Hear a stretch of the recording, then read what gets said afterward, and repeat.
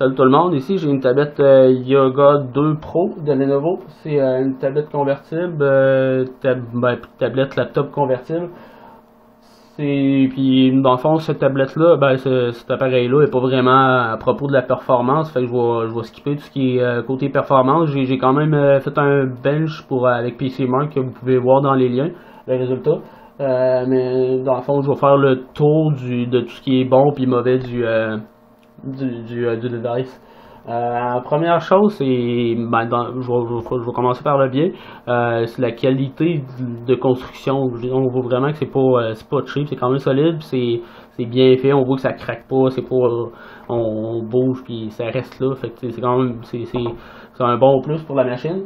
J'ai eu dans les mains un XPS 12 il y a pas longtemps de Dell, puis je trouve que celui-là est vraiment mieux pour la qualité de fabrication. Deuxième chose, c'est que c'est comme couvert d'une sorte de rubber, si on veut, là, de caoutchouc. Fait que c'est quand même bien, puis c'est pas juste ici, là, dans le fond, c'est vraiment partout. Même ici, là, on sent le feeling caoutchouc. Fait que le gros plus que ça fait, c'est que ça va empêcher de marquer partout avec les doigts. Fait que c'est quand même un bon plus, justement, là, pour n'importe qui aime garder ses affaires propres et clean. C'est sûr que si vous mangez du beurre de peanut, vous tapez partout, ça va tracer, c'est sûr, certain. Mais sinon, là, les marques de doigts vont se limiter soit au clavier ou au trackpad. C'est un produit quand même mince, léger. Léger, il pèse 3,1 livres. C'est quand même léger, puis mesure l'épaisseur d'environ 1,5 pouce, un petit peu plus. Il y a 4 modes. Il y a le mode laptop comme ça. Ensuite, il y a le mode de tente comme ça. Ce qui est bien justement à cause de l'enduit de caoutchouc, c'est que ça n'a pas l'impression que ça va glisser ou quoi que ce soit. Ensuite, il y a le mode de présentation comme ça. C'est ça, le clavier est vraiment flush, fait que même un petit peu reculé, fait qu'il n'y a pas besoin, il n'y a pas de problème, ça accroche pas de nulle part. Puis le dernier modèle tablette, comme ça. C'est ça, on l'a vu là dans le fond, la peinture elle tient vraiment bien, là, fait que c'est pas, on n'a pas l'impression que c'est cheap ou quoi que ce soit. Fait que je vais ouvrir une session, je vais vous montrer un peu la qualité d'image. Parlant de la qualité d'image, justement, la résolution de celle-là. Résolution de 3200 par 1800, ce qui est un petit peu au-dessus du Full HD du 1080, mais ce qui n'est pas encore au 4K. Donc c'est sûr que, en tout cas, qu'on soit rendu au 4K, je pense que ça va être intéressant, mais c'est une qualité qui va être supérieure à pas mal d'appareils. Ensuite, le clavier est quand même intéressant. Les Lenovo ont un standard de clavier qui est quand même pas mal confortable, qui est doux à l'utilisation, qui ne claque pas pour rien. C'est le fun, il est aussi rétro-éclairé. Si vous avez l'intention d'écrire dans le noir ou quoi que ce soit, là, vous n'aurez pas de misère.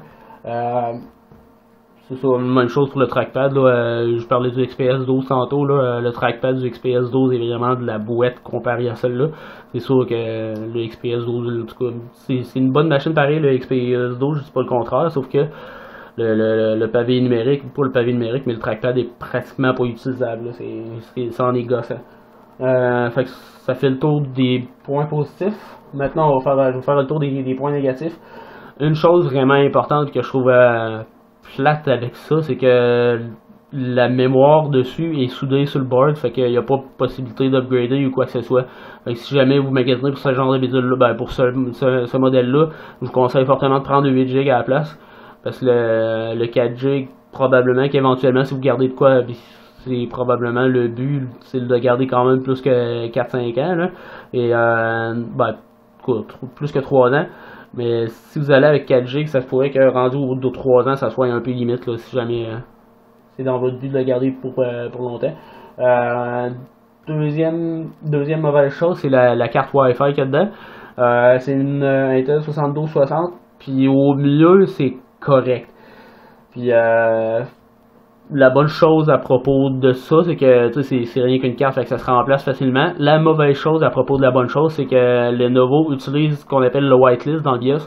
c'est que ça autorise certaines cartes Wi-Fi à fonctionner, tout ce qui n'est pas dans la whitelist, ben ça fonctionnera pas. Fait que si vous voulez upgrader la carte, je vous conseille soit de faire une petite recherche Google, voir c'est quoi qui est compatible.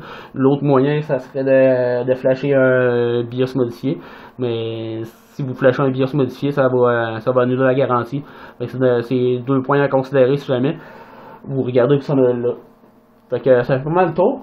C'est pas mal, moi en tout cas je trouve que c'est un bon achat, c'est un bel achat, c'est de quoi de beau, performant puis de solide. Mais c'est sûr que ça a des petits défauts. Fait que ça fait le tour pour tout de suite. Fait que à bientôt.